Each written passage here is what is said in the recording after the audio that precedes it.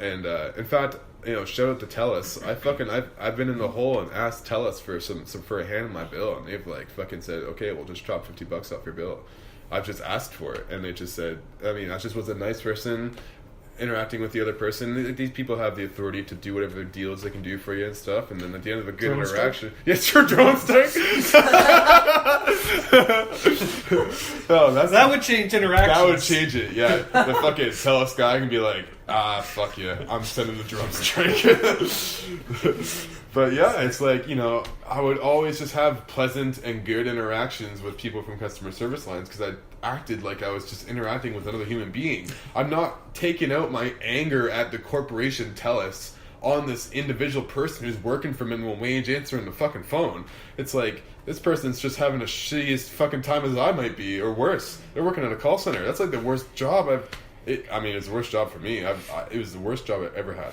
And so it was just like, back to the same situation. It's like, you're not going to go into that customer service interaction being hostile, and you can't expect it to go well for you. It's way better to assume respect for this other human and just fuck, have a conversation. And it's so bad now that like we have these crazy taboo subjects where you say a single word and someone just it's so emotionally charged it jumps down your throat, and you can't actually have an interaction. Like, maybe I'm wrong, but give me the opportunity to be wrong and like correct me and show me evidence and prove to me that my view is wrong, and I'll be like, okay, I'm sorry. Like, I'm just trying to learn things like anyone else, and like, it's just if everyone took more of that kind of an attitude towards, I feel always bad whenever I say something like, if everyone just blank solution, it's like, that's never going to happen ever. But like, I feel like I know for myself, like it's always served me better to just like take that approach, try and learn what I can from somebody. But some people, it's like you can't even talk to them. It's like, well, I'm just going to leave the conversation because it's not going anywhere, and it's just nothing but an attack, like. Yeah, and it's frustrating because then when you try and criticize that approach, what I found with people, like particularly like sort of left leaning, is there's sort of ways of justifying that hostility. So, and the same on the right. Like on the right, you have these alt-right trolls who basically act so terrible, and they can just say, "Oh, I'm just trolling" and stuff like that. But like, so on the left, for example, like the common thing that I hear is like, you have someone say you get in an argument with someone, and you say, "Oh, I'm sorry that I'm wrong. I just help educate me then. Like, tell me why I'm wrong." One of the common retorts is, "It's not my job to educate you. Why should I have to educate you?" And it's like, it actually is your job. Yeah, like, well, if you know something that someone else doesn't know, it is your job. So, but they would say that's like, how would best be put? It's like, basically, if you go around expecting everyone to teach you stuff, you're never going to learn anything. And that's my attempt to communicate. But at the same time, you could then say, well, if you expect everyone to go and educate themselves about your sort of pet subject, no one's ever going to learn about it. I don't know if I think I may have constructed a bit of a straw man there. But what I'm just trying to communicate my impression of people, like even people I've interacted with. Like I've interacted with some leftists online, and it's almost always online. There's only like one person. Which is already an awful way to interact. Right? Like people would just be like, "It's not my job," like Google's your friend, and like. It's like, okay, and stuff like that. But like, there's a lot of people who, if they're met with that kind of hostility, they're like, okay, I don't give a fuck. Like, I'm not even going to respond to this person. I don't give a fuck about their pet project in terms of social justice causes. So that's my perception of things. It's like there's a justification always for people acting kind of rude. And it's like, sometimes I'm actually 100% on board with the rude behavior in terms of like dealing with people who are being unreasonable to you, or you've just had enough. Sometimes, just simply sitting down and having a conversation is enough. You look at politics in the United States. There's this terrible example of this where you have people in politics who are not playing nice. The Republicans, for example, right now, they're basically taking advantage of the situation where they have all the power. Not even just with Trump, but even before that, when they've simply assumed control of Congress. They are basically going out of their way to make it so people can't vote. They're disenfranchising entire groups of people in the United States. It gets to the point where you can't really just sit down and have a conversation. However, the polarization has made it so that people that are being disenfranchised by Republicans are still voting for them, sometimes out of spite. You hear about these people who basically voted Trump because they basically hate the establishment so much. They also hate what they see as like these elitists that have taken hold of their country, and they just want to spite them. They just any way to bring the system crashing down, and I fucking hate that mentality. But at the same time, I'm sure that these people are not evil people. Like some of these people, like, they're intelligent. They're just fed up, and of course that doesn't make it right that they're furthering an agenda that will further disenfranchise them and other people. But like when I think of like this idea of trying to have conversations, I think we need something to happen first before everyone's ready to sit down at the table, because right now it just seems impossible, and I don't know. I don't have any answers.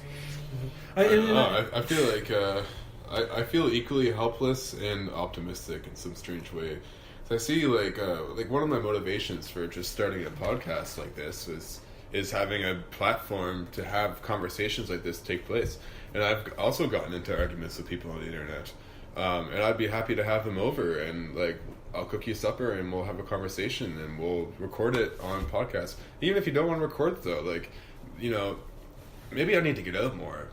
I just like I get so fucking, I turn into a really bad person when I don't get to bed on time. But I mean, yeah, just it's like, we get into arguments on the internet, and it's just, there's no way to avoid misinterpretation. There's no way, like, I'm gonna spend my whole evening typing out a fucking essay just to like cover every angle of my point, and like I don't got the time. Like, it's just, it'd be way more efficient for us to sit down and have a conversation. And I think, like, why not post it on the internet for anyone to hear, because that just puts it to the ultimate scrutiny. Like, if people bother to comment or send me an email, which I haven't given my email address yet, but I will. It's like, I think if any of the fucking 30 people listening to this want to say anything in return, like, send me an email, or like ask to come on the podcast and we'll talk. Or like, I just want to have, the whole idea for me is to have as many just candid conversations without any taboo subjects, like hopefully without any crazy emotional jumping down each other's throats. And even if disagreements happen and there's no resolution, at the end of the day we can still look each other in the eye and be like, we're both beings who were born all of a sudden without any understanding of why or how, and we're both gonna die someday, and none of us really know what it really means. Seems like you feel better if you work out. That's about as far as we get. It's like, how do we get through this journey from birth to death? And that's like my ultimate, like, I want to try my best to operate from a place like that, where I recognize that we're all in this situation together, that we're all like in that situation of born out of nowhere, having to go through this series of experiences and then dying. And maybe the series of experiences prepare you for death.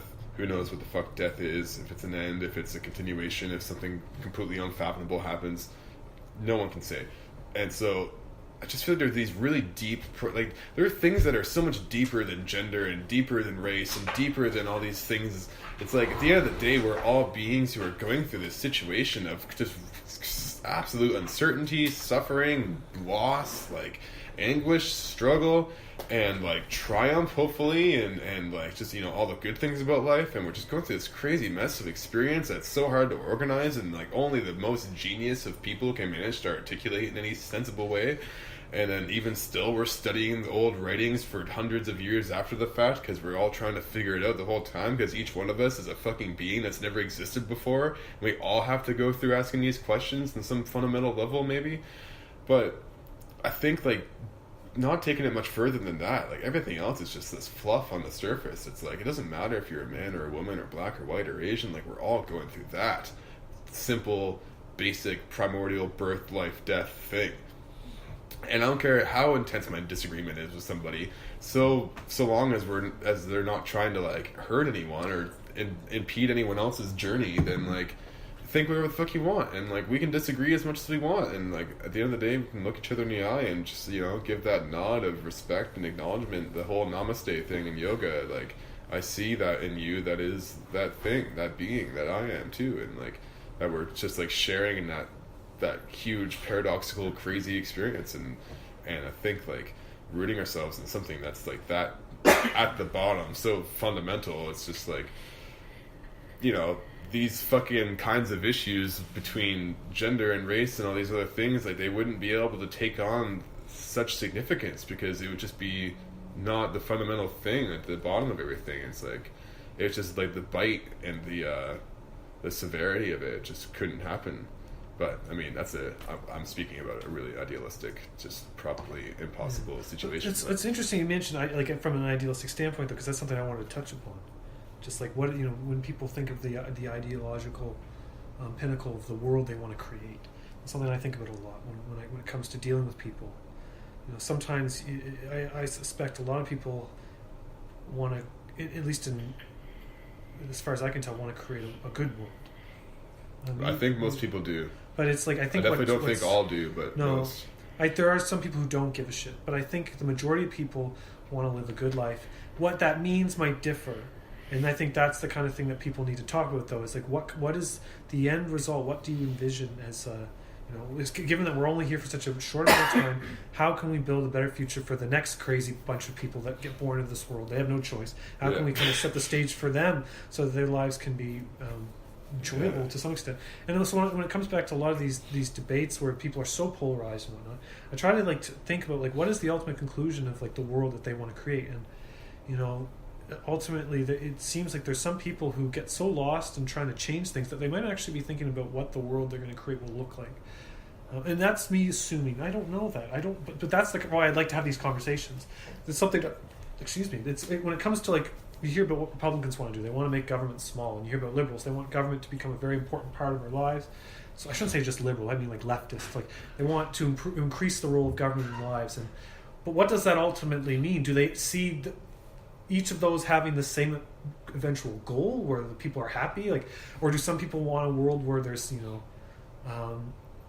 that's completely different from another person, in terms of leftists and people who are on the right? In essence, what I'm just trying to ask, how different is their end goal? How truly different is the end goal? And and then how do we carve off the elements that don't want to create our ideal world? So when I think of these alt-right people that they've kind of latched on to conservatism, and I don't believe most conservatives in America want to make a world where we see a rise in nationalism, for example. So how do we cut off elements like that so that the conservatives and liberals can work together to actually govern again? And I don't know how that's possible, because ultimately their views on government are very different. But I do believe it's possible to compromise somehow, as long as people respect each other. Yeah, I find there's a guy, I forget his name, Paul Vinu, and he's from Halifax. That bass player. Yeah, right? Paul I remember Vino? Is that his name? I think it's Vienna. Vienna. Vienna. I think he was interviewed by the Metro about something where he's talking about, I think he held an event, and I really wanted to go, but I didn't get to go. I think he had an Asuma Khan from Dow at the event, but he was just talking about bringing people together and to overlooking differences, and he got me thinking about, after reading his interview, he got me thinking about just how many people are in the middle, just caught in between these fringe elements that are fighting, and how they kind of co-opt. I think they co-opt the narrative for their own benefit they're the ones who are going to change a lot. Where there's a lot of people in the middle who might actually be very leftist, for example. Like myself, I consider myself to have very leftist ideals, but I don't consider myself a centrist in terms of what I visualize as an ideal world overall. But in terms of my political will to actually, how far am I willing to go to actually enact those changes? I'm not willing to hurt a single person to do it, unless it's straight up Nazis or something. So when I was reading this interview, it made me think about by staying silent, I feel like I'm allowing the fringe elements to really take over, and just basically it feels like they're going to gobble up everyone in between them until they get at their opponents, and it's a really nasty business, and I don't know how we're ever going to walk back from that to a point where we kind of discard the radicalism, not all radicalism, the violent radicalism, and then kind of make compromises and actually affect change in the world.